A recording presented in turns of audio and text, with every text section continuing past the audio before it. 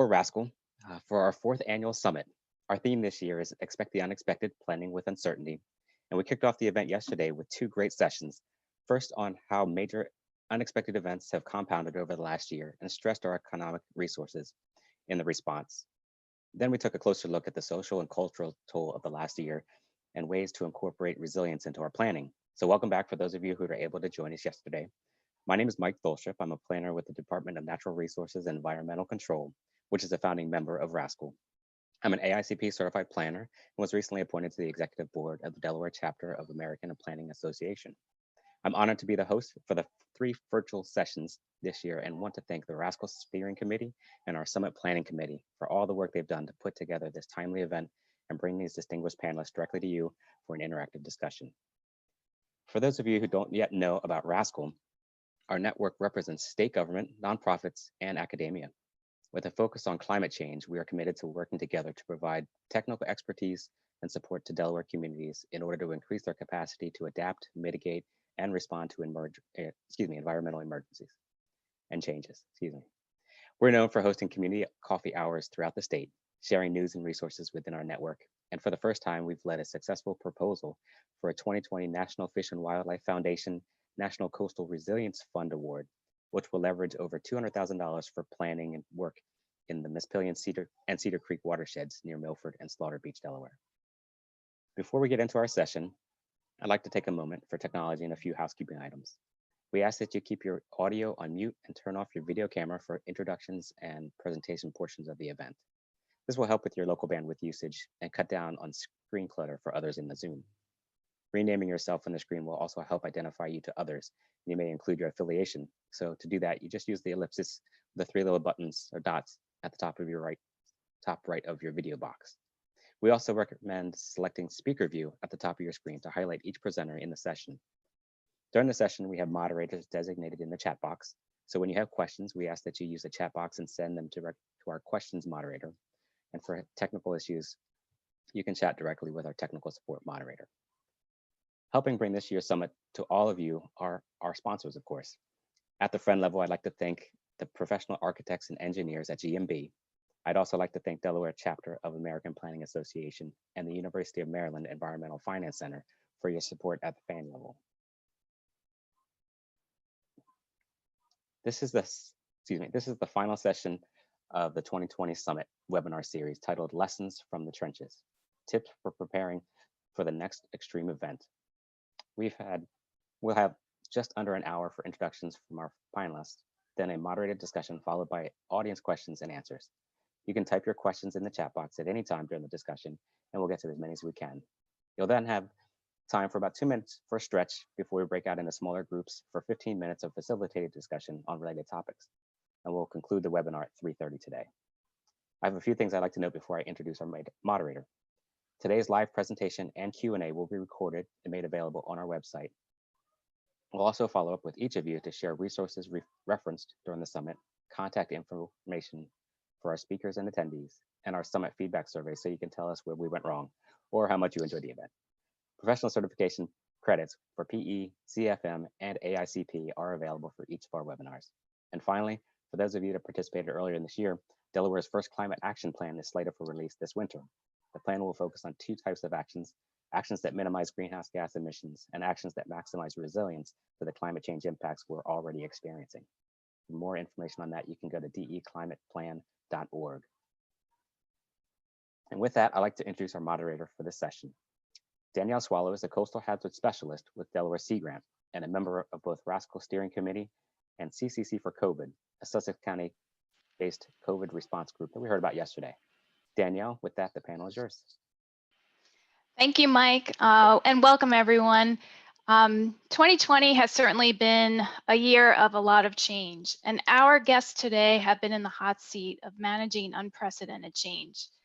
The focus of today's session is on drawing insights into what it's like to manage extreme events in real time. We're not here today to anticipate next steps in the state's management of COVID, so much as to explore the strategies that the state has used so far to react to COVID and other emerging events, anticipate needs, coordinate with others, and pivot when needed. Our hope is that the insights that are shared today will be transferable to future emergencies and can help inform our communities and our organizations so that they can plan for extreme events. Before I introduce our guests, this is a reminder, as Mike mentioned, to stay on mute and to use your speaker view at the top of your screen if you'd like to see the speaker boxes versus the collection of various boxes, and to submit questions to our chat box. Please also type in your name and affiliation so that the various attendees can see who is on the call today. There's a participant box at the bottom where you can pull up and look at everyone's affiliation. But the best thing to do is to go to your screen view of your image, click on the three dots at the upper right of your box so that you can set your affiliation. And if you have any questions, please ask technical support in the chat box. So with that, I am pleased to introduce today's guests. Dr. Karyl Rattay is Director of the Division of Public Health within the Delaware Department of Health and Social Services. She is Delaware State Health Officer, leading a department of 700 employees who are helping the state manage the COVID-19 pandemic, in addition to all the various other vital public health duties that they have. We're also pleased to be joined by AJ Schall, who serves as Director of DEMA, the state's emergency management agency. Director Schall has been in that position since 2015, and he also serves as the Governor's Homeland Security Advisor. So thank you both for joining us today. I'm going to go ahead now and share my screen. And as I'm doing that, I'm going to just let you know that we only have a couple of slides that we're sharing today. We're kind of trying to use this more as a conversation where I'll be asking a series of questions to our guests, and then we'll leave ample time for audience questions that you would submit through the chat box. So with that, I'd like to begin by asking Dr. Rattay sort of a year in review question, if we could call it that. If you could help set the picture, where are we now in the state's management of COVID-19? And then what has it been like for you and your agency to sustain a response that has been 9 months long and counting? Yeah, so first of all, thank you for the opportunity to be here with you all today. Glad to share a little bit about our journey. It's been quite the year, kind of pretty much a blur in many ways. So it was, almost a year ago, the end of December, when we learned about this SARS-CoV virus in China. And I know we had hoped that it was going to stay overseas, but knowing how, global we are nowadays, we certainly began to become concerned in January when we first activated our State Health Operations Center to level 1, which meant, we as a public health response team were getting ourselves ready, starting to have regular meetings, really trying to understand more about this virus, but also thinking about the different aspects of what we need to do to respond if, in fact, this virus comes to Delaware. And as we went to the latter part of January and into February, certainly we became more concerned that this virus was going to come into our state. So, we began to have more conversations with AJ at DEMA and throughout our department and with the governor's office around what to expect and what we needed to do to prepare. We had our first case here in Delaware on March 11th, and the governor declared a state of emergency on March 12th. That's been extended 9 times since then, with 27 modifications of an executive order, which is something I don't think any of us ever imagined, that we would have so many legal or policy executions to think about and to enact. So, there's so many different facets about this and about our response, whether it's the data components of it, which have been incredibly complex, at the, all of the logistics around standing up a call center and being able to flex and adapt our responses and the information we get out to the public as this pandemic has changed. As we have learned more, we've learned more how to respond, but also, there's just so many different aspects of this operationally that have changed, going from not being able to do test in state to be able to do just a few tests a day in the state, to being able to and really AJ has I'm grateful, has taken the lead on we're at a point now where there are weeks when we're almost at about 50,000 tests a week. So that's a huge infrastructure that has been built and operated during this time.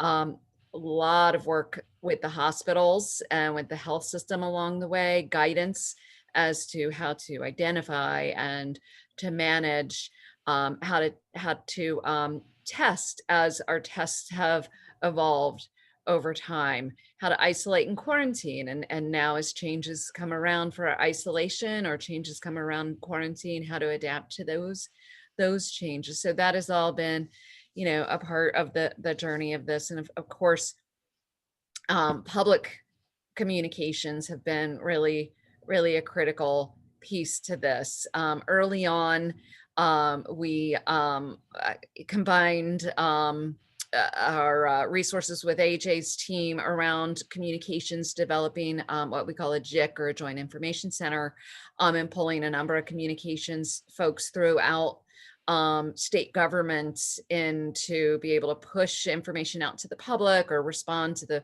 large volume of media requests that we get. Many other different aspects of this that I could certainly talk about, but I will say, I think the first 3 months from March, April, May, not exactly the first 3 months, but those 3 months were incredibly intense months for us, where we really had to build and stand up a large infrastructure to be able to respond to this, a statewide infrastructure to be able to respond to this. While standing up a statewide infrastructure, I will say,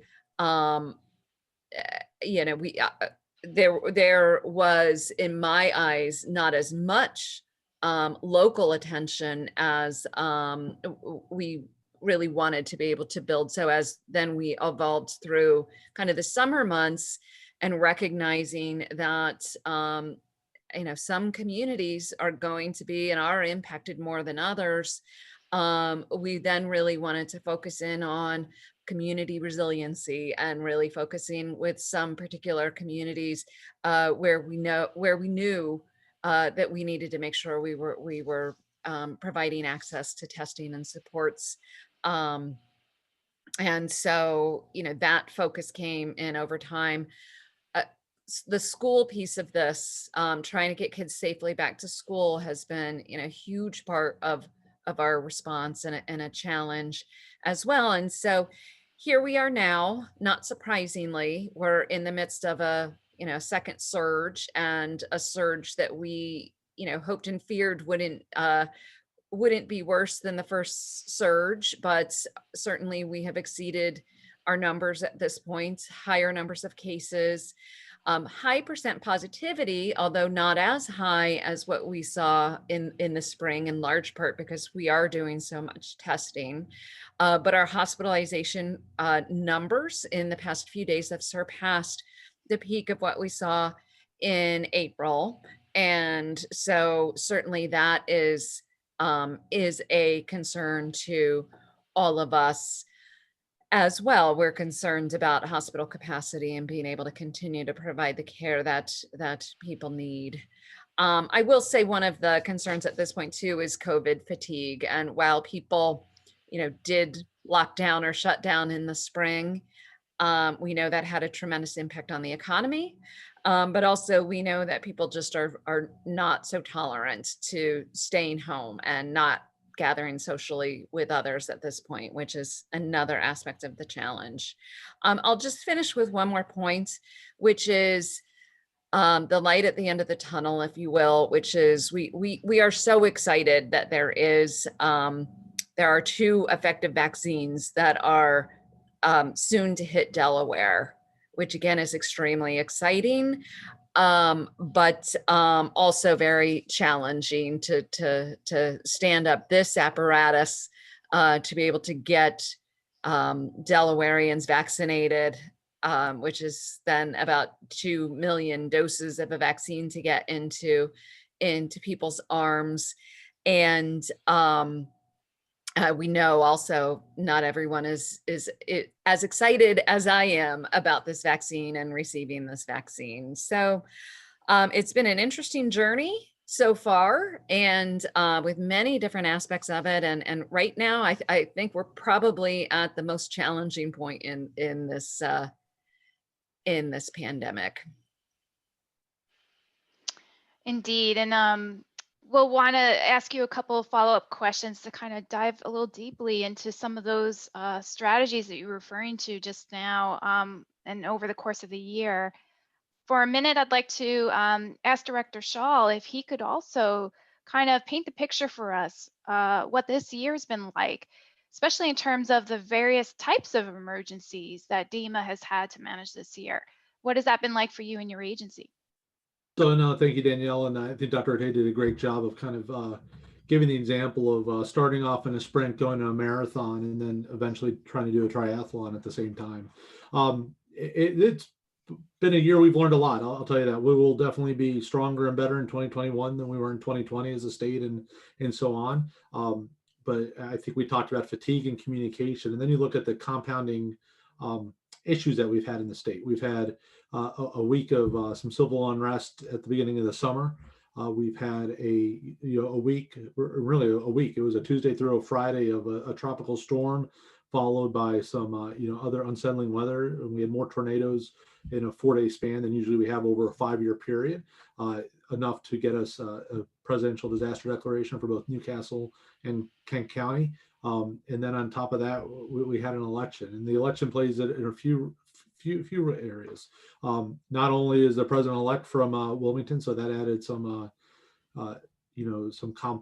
complexity to what's going on up there. But we had, I think a polarized society right now. On top of the fatigue that Dr. Rattay talked about, there's also just so much uneasiness. I mean, let's not even talk about I'm talking pre-mental health when we talk about the emotional support people might need. Just the overall people either agree and support with protective actions, or those that are over it or don't. And so trying to communicate through all these things just compound on top one or the other. I mean, it's going to be great to see what some of our academic partners like the DRC or others come up with over the years when they look at what the impact of the compounding events were. I think, anecdotally, we could say, hey, the civil unrest in June was amplified across the country because of COVID. And then we could look at what the elections did to that. And the elections, not only from the polarization of the society, but also, I'll say this sarcastically, but, our legislative body wants us to do more. And, they want the, post tornado or flood event, they're always there to support their people. Well, it's always a little bit more sometimes in election year, and we want to support them, and we got to make sure they understand what our capacity and limitations are and what programs we have to solve people. So we talk about communication. I think that's going to be a foundation that we take going forward to build on in 2021 and beyond. And I think, just the other thing to kind of kick this off is, it's a year where globalization has come to the forefront, and Dr. Rattay talked a little bit about that. About we were hoping the virus didn't make it over to the United States, but not only did globalization impact how quickly it spread, it also the way it's interconnected with a lot of things were what we learned about and are still learning about. The speed that spread, the supply chain issues. The one example I'll give is surgical gloves or the nitrile gloves, or what we used to call latex gloves. 90% of those are made in overseas, so outside the U.S. And, out of that 90%, the majority is made in Malaysia. Well, the 3 factories there that make most of these all had several weeks they were shut down for the summer for, COVID outbreaks as well. So we were very dependent on certain markets. When you heard about the ventilators, you heard about the test kits that, people had to identify. If we got one email telling us that we had a supplier that could supply something, we would spend hours trying to chase it down to see if it was legitimate or not. And maybe a handful of those made those few, but the globalization of the market and the supply chain, and then the expectation of the public.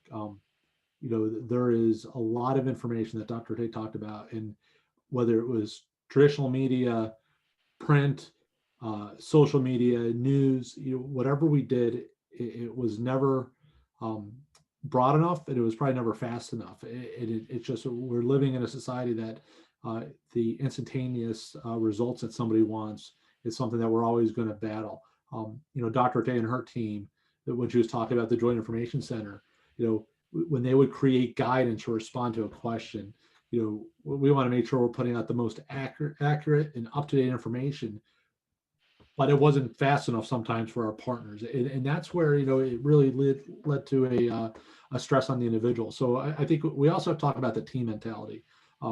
There's, thousands of people across the state, from people working on the response on the state side to the responders to our partners in nursing homes or the hospitals that haven't given up, that they haven't had the luxury to work at home. They haven't had the, luxury to take a vacation or do other things.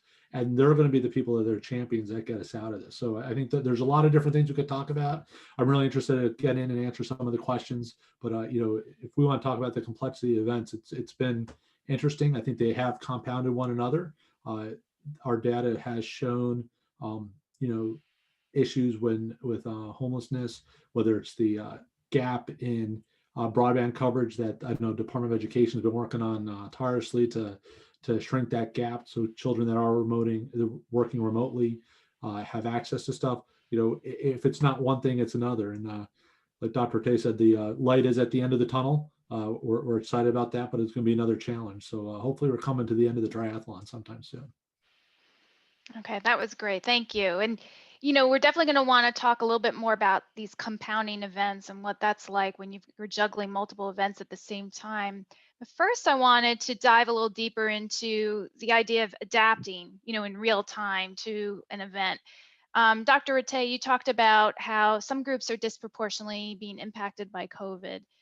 Certainly, we know older adults, we know people of color, there are different, industries, right, in our state that have been impacted. Can you give an example, like a specific example of how your agency worked to adapt its communications and its outreach to one or more of these groups? Sure. In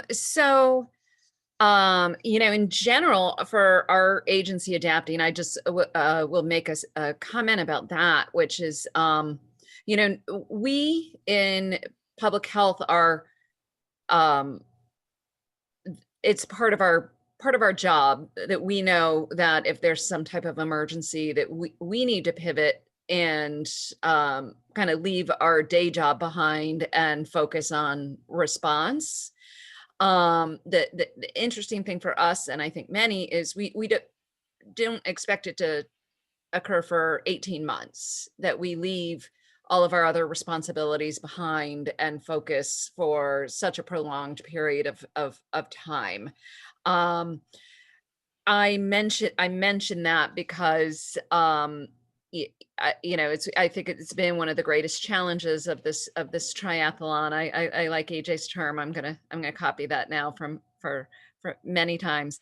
But so for us, and in our state, public health, and across our agencies, for the most part, we are both state and local public health, and so we had to focus on standing up a state infrastructure first, and we don't have local health departments that are also simultaneously focused on local health in the same way. But probably late March, early April, we started to realize that we were seeing some cases among the poultry worker community, as an example. And happy that we have a team that went out there to the poultry plants to try to understand what was going on pretty early on and put some safety precautions in place. But it was clear we weren't effectively and with community partners really reaching this community in a way that they were able to really prevent the spread of infection. Very complex community where there's often many households with large amounts of people who are residing in the household, sharing bedrooms, and additionally, just some of the basic things that we know now: the importance of wearing masks, the importance of wearing a mask if you're around somebody who's a positive case, how to prevent spread within a household. Though those weren't common practices for any Delawarean at that point, but with the population that we were working with, being able to safely isolate or quarantine was very complicated. You also have the trust issues. So this is a community in which there's they're hearing threats about being deported on a very regular basis, and here's government wanting to come in and help them, and there's was clearly some trust issues. And so I think this was one of our greatest early challenges, was how do we work with this in this community of deeply impacted individuals, deeply impacted by tremendous spread of this virus, to help protect them and also help decrease the spread at the same time. So very important. We brought in, we found community partners that some we work with on a regular basis, but many that we hadn't worked with before, but are trusted community partners, to really get some on the ground help and support, and start some dialogue, whether it was education or knocking on doors, to get AJ's team created care kits, we called them, and to get care kits into the hands of people who needed to be able to, whether it was soap or hand sanitizer or face coverings, we needed people to have what would help protect them. So it took us a little time to get that all together, but it was, we believe, what helped turn it around among that community. Okay, that's interesting. Yeah, I could imagine that you probably have a dozen or more examples of how you've kind of had to adapt on the fly. For Director Schall, you mentioned that there, along the way, you discovered these supply chain gaps, due to the globalization and our reliance on certain types of supplies overseas. Thinking in terms of our local municipalities, who in their own right might be putting in place contracts with others to have supplies for various needs for different types of events. What advice would you have for them in terms of managing, breaks in the supply chain? So I think it's going to change after this year, because I think we have been we've learned a lot. But what is your risk? And I'll use the electric sector as a great example. Whether it's a co-op or Delmarva, they plan and they stock, whether it's the telephone poles or the transformers or the lines that they need, more or less to get through a nor'easter or severe events. Everybody doesn't have that opportunity. So the state or municipality doesn't have the opportunity to, or the funding to plan for a rainy day every year. Great example is road salt when it comes to the winter. Like, we have contracts, we have suppliers. But if you remember, I believe it was a 2010 snowstorm, there was not any road salt to be found, really in the Mid-Atlantic region. It was like, as soon as it would come in from the Port of Wilmington or the Port of Baltimore, it was out the door. So, I think you have to identify your risk. What do you need to do to provide to your community?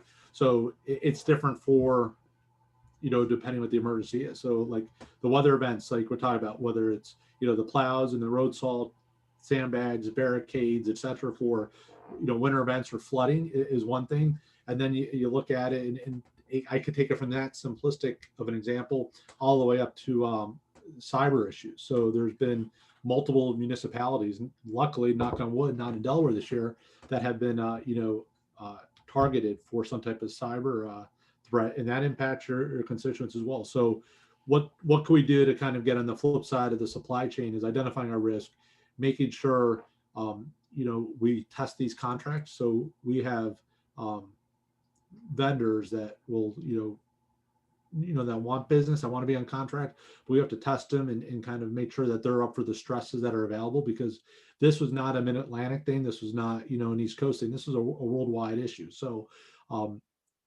you got to make sure you have that, those contracts and those partners lined up beforehand. And then you have to be creative. I mean, you have to make sure that you're willing to look outside the box. You're willing to push the envelope a little bit, whether it's, quickly going through contracts or maybe doing something without a contract to make sure you could adapt it as quickly as possible. And we had some luxuries with that in the state under the state of emergency.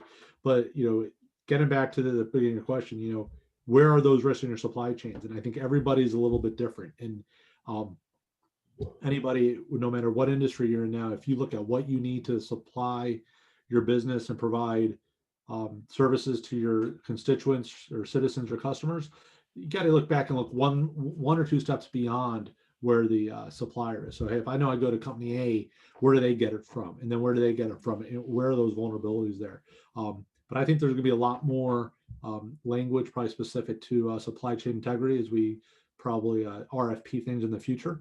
I think it's long overdue. I think it's probably something that we saw a glimpse of a few years ago with the 3 hurricanes back in 2017 that hit Puerto Rico and southeast, continental United States. If you remember that, you couldn't find a telephone pole within 500 miles because they're all getting sent down to Puerto Rico on barges to rebuild their electrical system. So, you have to take a few steps deeper now. It's not Amazon. It's not Amazon Prime. Even Amazon Prime isn't delivering as fast as they were pre the pandemic. So it's the responsibility of identifying what you need to provide your services and then understanding what's behind the curtain. So just don't stop with the supplier, understand where they get it from, understand where it's manufactured, produced, and shipped from, because that's all going to play a role when you're backed up against the wall.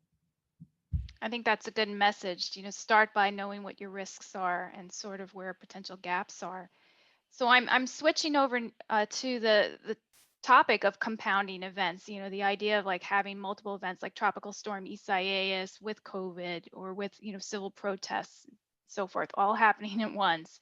And we have, think about our audience. We've got folks in the audience that are city managers and town planners and mayors, some of whom are trying to keep continuity of their government going at the same time as these different things are happening. They've got to think about the safety of the public and communications and other kinds of issues.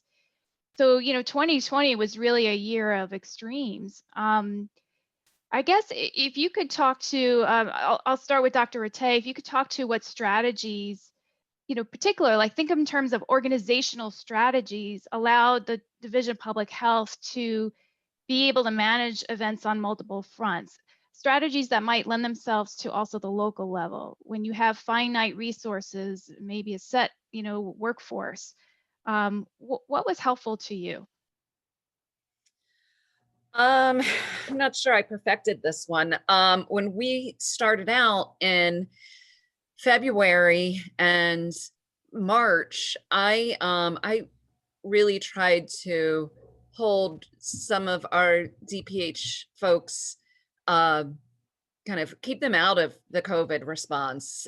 We're dealing with an opioid crisis right now, which is a horrible crisis. And I really wanted to continue to have people focused on the opioid crisis to stay focused on that. We have a lot of other things going on that are also very important, maternal and child health issues. And so early on, I really did try to keep some folks back and focused on those core or other crises. But it became pretty clear as March went forward that this response and really standing up our infrastructure was going to require almost everyone in public health to be involved. There were some folks who stayed back, focused on their normal duties, but not very many. As we went forward into the year, as we hit June and our numbers were getting better, we tried to get people back into some of their regular responses.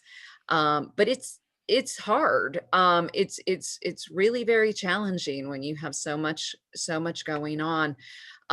So, I'm not sure I have the perfect strategy. I'd love to hear from others. I mean, we do have one member of our team, Cassandra Coates Johnson, who's our Associate Deputy Director, who really, we keep saying her job is to run the rest of public health. Well, those of us are here doing this response. And, we really, I really delegated a lot of authority and decision-making to her to just say, you make decisions. I trust you, you make decisions. Because we all can't be everywhere at once. It did, I think, for me, show that there are some times when we might overlap our personnel in ways that we don't need to, or you just can't always do that. So for example, Dr. Rick Hong, who's our medical director, and I were very complementary, and there's times when we overlap. But more recently, we're just saying, you got to go this direction, I go this direction, and we'll coordinate. But we just we all can't be in the same meetings, and we can't overlap our time because there's just not enough time to go around. Right, I see that. And how about you, Director Schall? What did you feel were really useful strategies? So I think Dr. Rattay talked on its delegation, and I think it's it's hard to do at times, especially when you're getting so many questions, so many inquiries from whether it's the media or legislators or leadership across the state.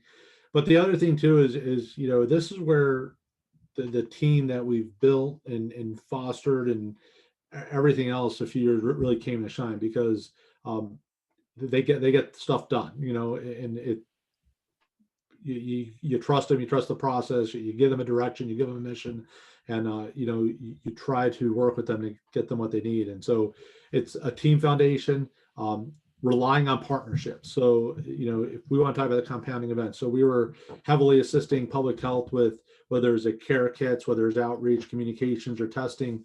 In August, when we had the tropical storm come through, really, we've used the word pivot. It's another word that we probably use more in 2020 than the last 20 years combined.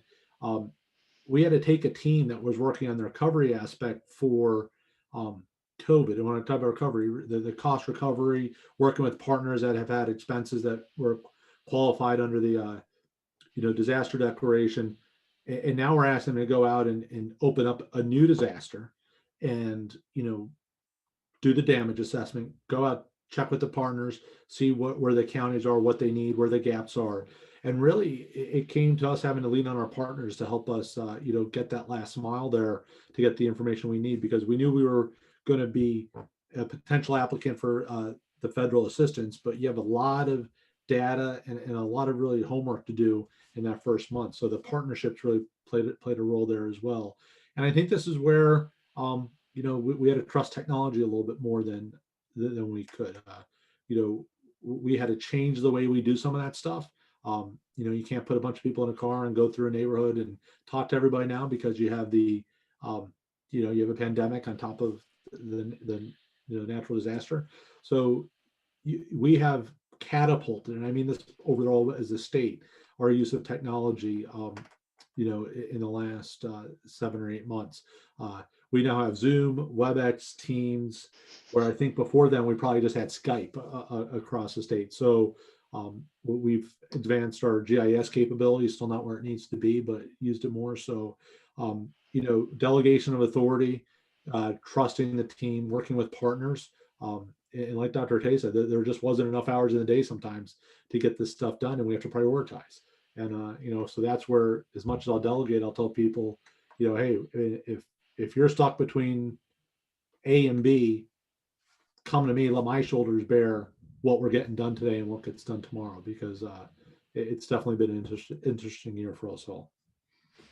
Yeah, and I would imagine prioritization is super key, especially when you're in a local government, and you might have a limited capacity, and you've got to kind of triage things and think about, first public safety and maybe like continuity of government, before you could even get to some of the other things. I'm really glad you mentioned partnerships, because I think that's an important key to building resilience, particularly when capacity is limited at the local level. And this is true of, municipal governments or organizations and businesses, is reaching out and creating networks that can support one another. In a lot of ways, RASCL has evolved, to be there as a potential partner on certain types of activities that support resilience. But there's also local networks. We had presentation yesterday from CCC for COVID at the local level, a COVID response group, but there's many examples, of that in the state. You mentioned earlier, I think both of you mentioned fatigue, that, we're going 9 months into this, especially with COVID. There's a lot of fatigue. That's a real issue, not only in the general population, but just in the folks like yourselves, like, town leaders that are managing COVID response at their level. What advice do you have for our community organizations, our social organizations, our town leaders who are kind of dealing with a morale issue or a fatigue issue in their ranks? Do you want to go, Director Schall, first? Yeah, so I wish there's an easy answer to this, because I think every organization is different, every person's different, but it comes down to I've said this before and I've been quoted saying this, but this is the most complex time of our generation. I think you have to go back to World War II to find something that has been as complex across the nation, that has really pushed us to this level of effort. And there's a difference, right? I mean, I talked about the fatigue and the communication and the polarization before. I think, if it's 55-45 now, depending on what day of the week it is, probably back in the 1940s, it was a 70-30 split with patriotism being on top. But people need to know, and they need to hear that, that their work's not going unnoticed. The tears and the frustration and everything else is leading to other people's success. And it's hard. It goes back to, my days, when I was first in, public safety, the adrenaline wears off. And then after that, it becomes the desire to serve, that people need to understand what they're getting out of it. So it's as simple as a note. It's as simple as a time to catch up with somebody and let them know that they are making the difference. I think you talk about partnerships, and they are key. I mean, you look at what the VOAD did during the tropical storm. They've been doing a lot of great things throughout the pandemic, but really stepped up through a tropical storm. And is there a way we could thank them as a state? No, thank you is just not enough sometimes, but understanding how they changed somebody's life hopefully gives them a little bit more desire and a little bit more fuel for their fire to keep pushing forward. And everybody's a little bit different. Some people have a good way to block out the fatigue and keep on going, but that's where we just have to keep an eye on our teams. And it's hard to really get the real life stress impacts that are on people right now in any type of exercise or training environment. And it's going to be years to dig out of this, I believe. Yeah. Any thoughts from you, Dr. Rattay?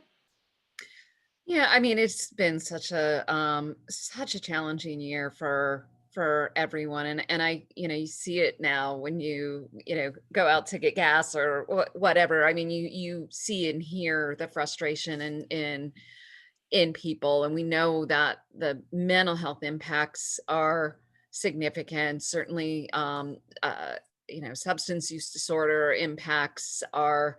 I mean, we just see it in so many different ways that people are struggling, and what makes this particular time right here now in December so challenging is, now we're back to emphasizing even more so, don't spend time with people, don't see your loved ones, don't be face to face with anyone outside of your household, because there's so much infection out there. And that makes it even more difficult for people, because what do we do in the holiday season? We love to spend time and celebrate with others, parties, and exchanging gifts. And I think I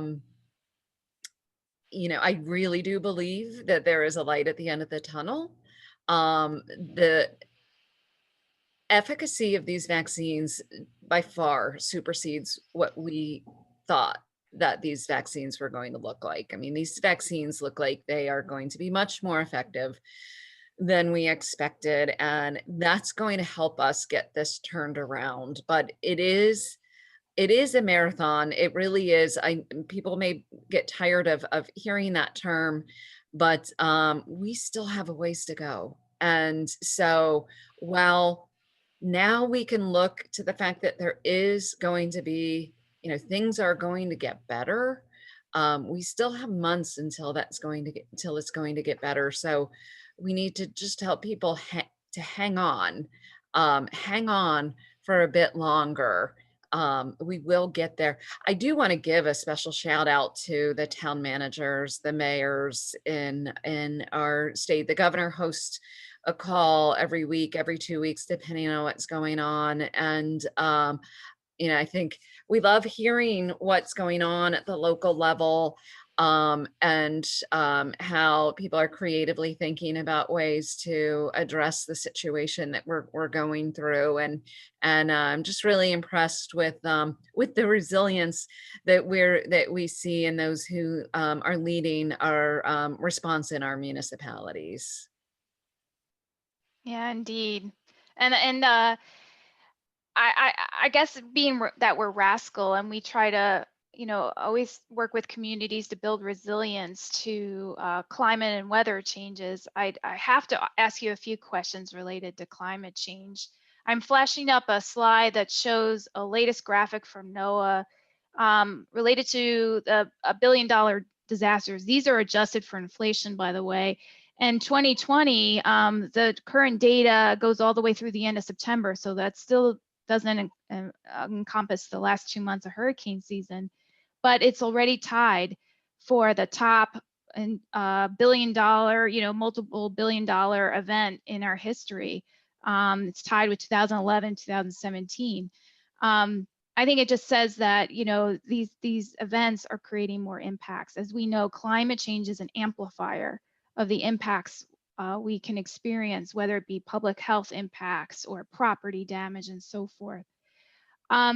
There's a lot of parallels too, between COVID, the pandemic, and climate change. These are both crises that require us to adapt and to mitigate, kind of two-pronged effort. And it involves, paying attention to observed data, but also trying to project, what's going to happen next. What are future conditions going to be like? I would think that, in both cases, there's a little bit of uncertainty still associated, even though we have good models, with exactly how things will play out.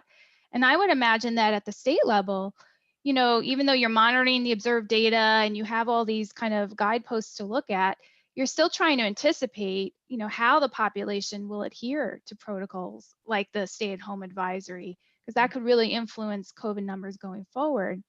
How do you accommodate some measure of uncertainty in your planning and response? Let's have Dr. Rattay answer first. Yeah, I mean, that's a fabulous question, because we've been doing pandemic planning for years, and we have pandemic plans.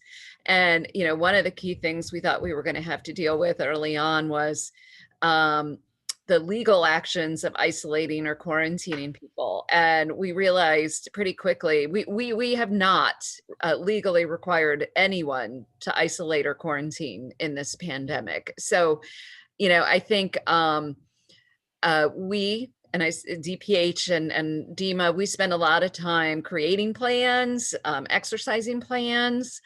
And certainly we do a lot of work with partners in developing these plans. And I mean, infectious diseases, pandemics are one of them, but the many different aspects of climate change, certainly, weather related events are, certainly we have plans that we have enacted, but you just don't know what you're going to see. You just don't know how severe something's going to be, or, Hurricane Katrina, did they have all the plans in place for that flooding? No. And so, I think that all the work we've done over the last 15 or so years with our pandemic planning was very helpful. But there has been a lot of adapting along the way with those plans. I will say, if there's any silver lining of this pandemic, I'm hopeful that the partnerships that have been developed, the work that we've done with many throughout the state, and the work that's been that's taken place at the community level, I'm hopeful that that will help and is helping us be more resilient going forward. So for these future events, hopefully we can look back and say, hey, remember what we did during the pandemic, when we gathered these people together, or we served these people in this way. I mean, hopefully this will prepare us better for the unexpected in the future. Yeah. And did you have any comments as well? So no, I was going to say just a few things. I think we whenever we do a plan, there is a lot of assumptions that go into that, and we do that from past practices, exercises, real world events. But communication's huge on this one. So we want to talk about how timely it had to be, and how accurate and how concise it had to be. And we went through a lot of ups and downs to make sure we got as much out as we could, as fast as we could. And lastly, I think one of my best bosses had a saying, and I've used it a lot, that we have to be flexible. And he says, in a hurricane, a palm tree bends and an oak tree breaks. And he said, be the palm tree and get it done. And I think that goes along for us as planners and responders and governments, as well as the citizens as well. So we're here to provide some stability and hopefully lead people out, but hopefully it comes down we made the right planning assumptions and we communicate the right way. But it's no plan is ever, I always tell people, no plan is ever set in stone. Sooner or later you're gonna have to deviate from it. Yeah, that's a very good point. It's that pivot word again that keeps coming up. We're getting quite a lot of questions in from the audience, so I'd like to start moving over to that. I'm just going to put up some resources as I'm looking up some of these questions here, but I wanted to give you a chance to answer. I think this question is coming from our yeah, they're all coming in here. This question is coming in from our VOAD, Voluntary Organizations Active in Disaster. It's asking Dr. Rattay, do you envision needing logistics help in distributing the vaccines in Delaware? We may, yes, we may. We are really relying on partners for a lot of the dissemination and distribution of the vaccine, the administration of the vaccine. So, for example, in the upcoming phases, we're really looking to the health systems to vaccinate their own staff, and long-term care residents and staff will be administered by through this federal pharmacy program with Walgreens and CVS. But as we go into more of when we get more vaccine and we start having the opportunity to vaccinate more people, we are going to be doing more closed pods, which again, we hope that a lot of our partners run those. but also, more community availability of the vaccine will likely lead to more open pods in the spring. So it sounds like there might be some volunteers out there willing to be involved. So thank you for that question. And yeah, we will be looking for partners to help us going forward. I don't know if AJ, you wanted to add anything to that. Sorry, mute button was fussy. No, I think you summed it up. I mean, VOAD's been a great partner, and as Dr. Rattay's team identifies gaps, we'll definitely reach out to our partners. We have a question about related to that $1 billion event slide. Is the cost more based on humans building and moving into storm-prone areas, more than a significant increase in the weather and climate disasters itself? So kind of what's contributing to that behind the scenes? So I'm going to answer this very elementary, just from other presentations and data that I know. So it's probably both. I do think CNA has a graphic, if you want to find it, that shows the number of individuals that have moved into coastal communities over the last 20 years. It goes up by some proportionate number compared to what it was back in the 1980s and 90s. So, I can't answer it based on that slide, but I think it's a combination.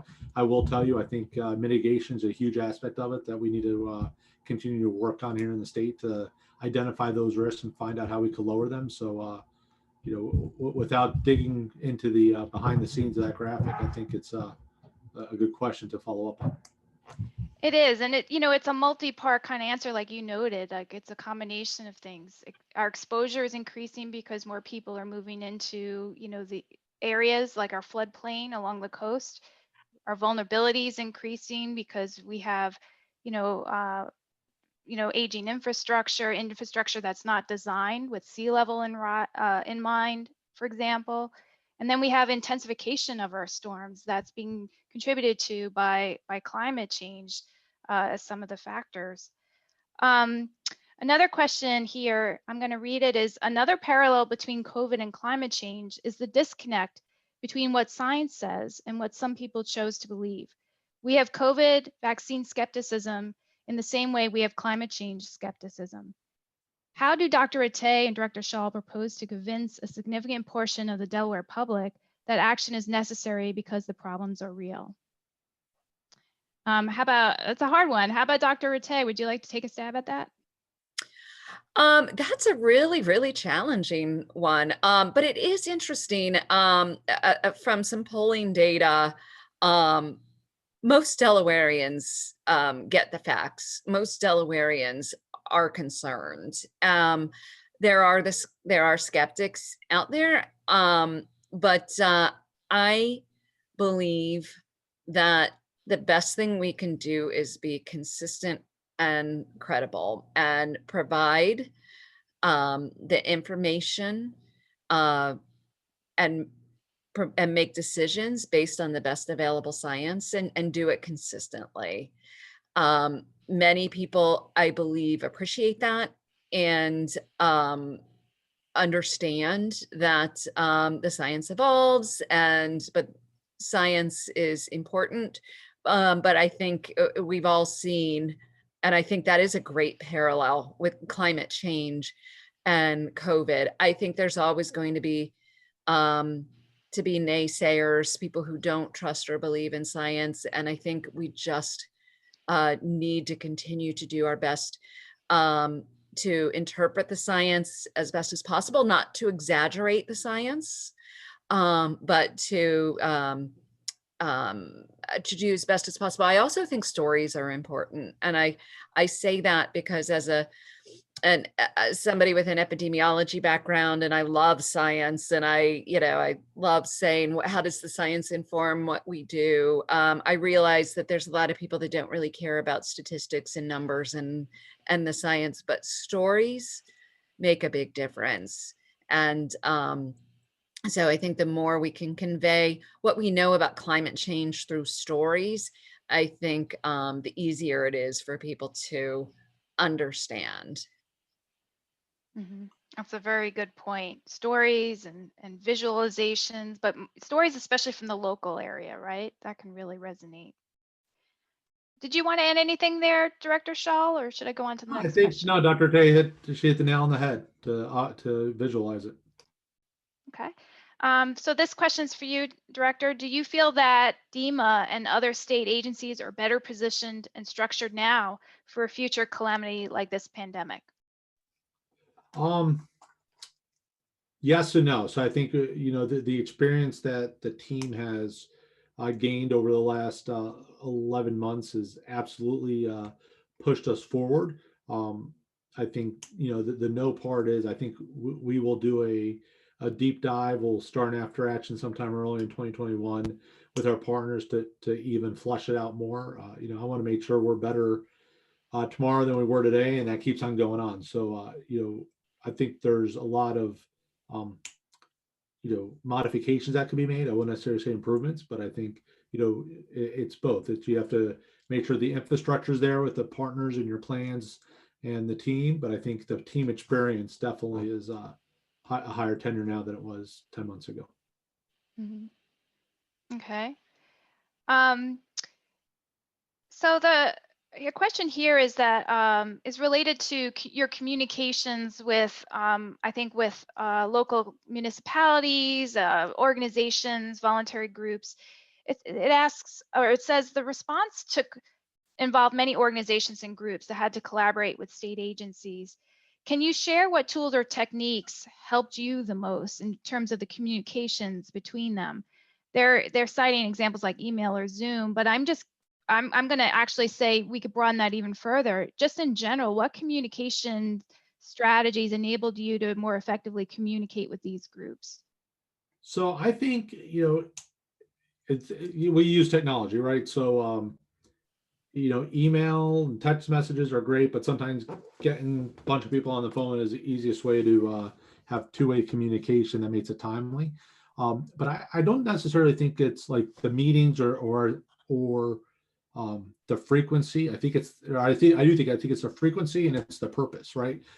We got into a routine early on where there's so much information coming out. We were meeting with our county partners at 1 o'clock. We were meeting with all our public safety partners, with all the fire chiefs and police chiefs at 2 o'clock. Then we were doing a statewide call at 3 o'clock, and that was needed for that time. And then when you start not getting any questions, then we kind of had to readjust the tempo. It is something that has to be flexible and adjustable.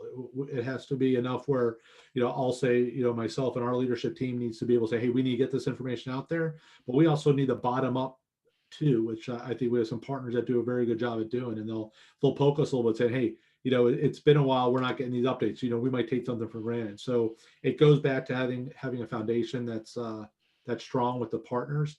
A lot of conference calls, whether now it's Zoom or WebEx or Skype, whatever we do. But I hate wasting people's time. I hate having, answer questions that we've already answered and we've already issued out to people in guidance and everything else. I mean, when we do these coordination calls, we could easily pull together 150 people, and by wrapping up their time for 30 minutes, 45 minutes, that's stuff not getting done from our partners, from our federal partners all the way down to the local partners. So I want it to be at the right tempo. I want it to be clear and concise, and I want it to be two-way. And really, it's the phone call, Zoom, Skype, whatever we want to use, is the probably easiest way to institute it. Just this morning, we had a statewide call for our weather list, our briefing list, specifically to correspond with Winter Weather Awareness Week. I said it this time without stumbling, to make sure people are ready, because, hey, it could be 2 weeks, it could be 3 weeks. We're having our calls to talk about a nor'easter or flooding event or a snowstorm coming up here. And we need people to be engaged, and we need to make sure they understand what's expected of them when they get on here. So very long answer, what should have been a short question, but it's fluid and it's two-way. Did you want to add anything, Dr. Rattay? And I am going to ask one more question before we wrap up this portion. Nope. AJ's answer was great. Okay. So the final question relates to the COVID Delaware app for Apple and Android devices. It has links where it links Delaware contacts to New York, New Jersey, and Pennsylvania per the website for contract tracing. Could the link also be configured to connect Maryland and Virginia, since many Delaware visitors visit from these other states and or own property in Delaware? Dr. Rattay, could you answer that first by explaining the app, and then if you have an answer for that? Yeah, I'd love to. So the COVID Alert DE app is it's an app. It uses a Bluetooth technology, and it can identify if individuals are less than 6 feet apart for a cumulative total of 15 minutes or more. So the benefit of that is, let's say you were a close contact with somebody who would otherwise be unaware of who they are, or let's say you become positive and you were in a restaurant and you don't know who was around you. You can become alerted or alert others about their exposure through the COVID Alert DE app. So it's a great app. Last time I checked, we had over 82,000, I think, Delawareans who've downloaded it, which is really great. That somewhere around over, I think around 12% of the Delaware adult population. And so obviously not everybody who's exposed will be notified through this app, but it does help. And every person who gets notified and then goes into quarantine because of it, that helps with the decreasing the spread. So we became interested in this, and then we learned that Pennsylvania was working on this app, and we partnered with them. We loved the approach that they were taking and the partner that they had chosen. And then New Jersey and New York decided to join on board. Virginia had taken their own path forward, and they actually were the first to get their app out.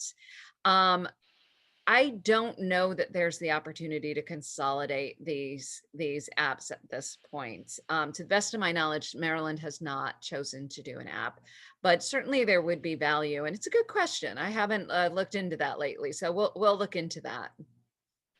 Okay, we appreciate that. And I do want to mention that anyone that does have additional questions, both of our guests have agreed to have to answer those questions that we don't get to. So whether they or their staff get to it, they will write the responses, and we'll be sure to include that following this event when we send out our final notes and evaluation survey.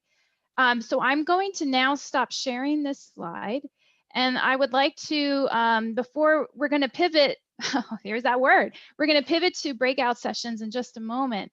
But I really want to first thank Director Schall and Dr. Rattay for joining us today. I think because of naturally their very busy schedules at the moment, they're not able to join us for the breakout sessions. However, I believe some of their staff may be available. So I just wanted to really wholeheartedly thank you for all of the great work that you are doing on behalf of all of us and your agencies. You are dedicated public servants, and we really, really appreciate your time today. So thank you. Thank you so much. Thank you, Director. And now I'd like to go ahead and invite all of you to stick around because we have an opportunity to kind of hear from one another and reflect on some of what we heard today. So like our other webinars this week, we're going to break out into discussion groups. It'll just take a couple minutes to kind of automatically move everyone over into the breakout rooms. We will have a facilitator for each discussion group. And, naturally we ask that everyone take a moment to unmute themselves and get on video when they get into the breakout room and use the opportunity to reflect. Some of the questions our facilitators will ask will have to do with what insights or strategies you heard today that resonated with you. And are there other strategies used by your community or organization that could benefit others? So we're going to go ahead and start initiating that switch. So if you plan to stay on, just hold tight. And then we'll come back. We'll reconvene just for a very brief wrap up. So I'm going to just kind of put us on pause for a moment as we begin that transition. And again, any last minute questions for our speakers, go ahead and use the chat box before you're in your breakout room. Okay, so let that transition begin.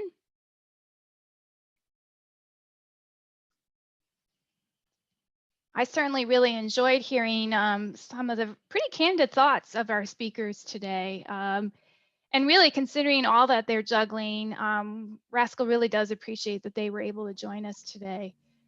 We hope that some of the information that was shared, is not only interesting, but just practical advice for things that you can take away and use in your own organization or locality.